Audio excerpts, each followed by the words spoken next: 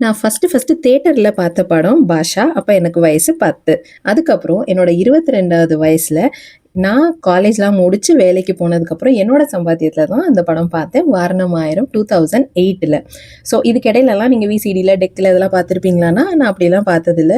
College டேஸ்ல எங்களுக்கு Saturday டைம்ல மூவிஸ் போடுவாங்க. அதுவும் புது மூவியாலாம் இருக்காது. கல்யாணத்துக்கு அப்புறமும் கிட்டத்தட்ட அதே தான் ஃபாலோ பண்ணிட்டு இருக்கேன். ரொம்ப நெறைய மூவிஸ்லாம் போறது கிடையாது தியேட்டருக்கு.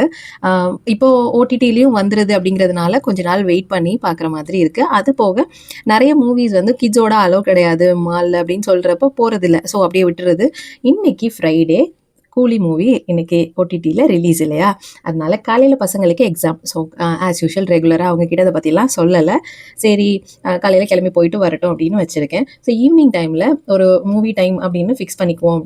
நார்மலா வீட்ல மூவி பார்க்குறோம்னாலே அந்த மூவியோட ஃபீல் குடுக்கணுங்கிறதுக்காகவே ஒரு டைம் ஃபிக்ஸ் பண்ணி அந்த அந்த டைம்ல பார்க்கலான்னு சொல்லிட்டு, ஸோ இன்னைக்கு 7:30க்கு மேல பார்க்கலாம் அப்படின்னு சொல்லிட்டு டின்னர் எதுவுமே பண்ணல.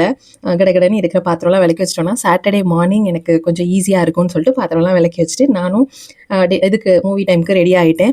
என் பொண்ணும் எக்ஸாம் முடிச்சுக்கணும். எக்ஸாம் முடிச்சு படிச்சுட்டு இருந்தா நெக்ஸ்ட் எக்ஸாமுக்கு.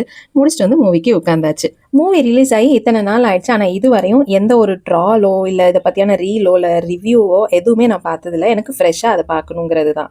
ஸோ ஃபர்ஸ்ட் ஹாஃப் ஃபுல்லாவே வந்து உட்காந்து பார்த்துட்டு இருந்தோம். அதுக்கப்புறம் பசிச்சதுனால ஒரு 8:30 போல அல்தாஸ்ல பிரியாணியும், அல்ஃபாம் சிக்கனும் ஆர்டர் போட்டிருந்தோம். சாப்பிட்டு முடிச்சுட்டு அடுத்து திருப்பி கண்டினியூ பண்ணி பார்த்தோம். பொதுவாவே படத்த பத்தி ஒவ்வொருத்தருக்கும் ஒவ்வொரு கருத்து இருக்கும். ஒருத்தர் ஒரு ஒரு ஆங்கிள்ல பார்க்குறாங்க. பட் என்ன பொறுத்தவரையும் என்ஜாய் பண்ற மாரி இருந்துச்சுன்னா ஓகே தான்.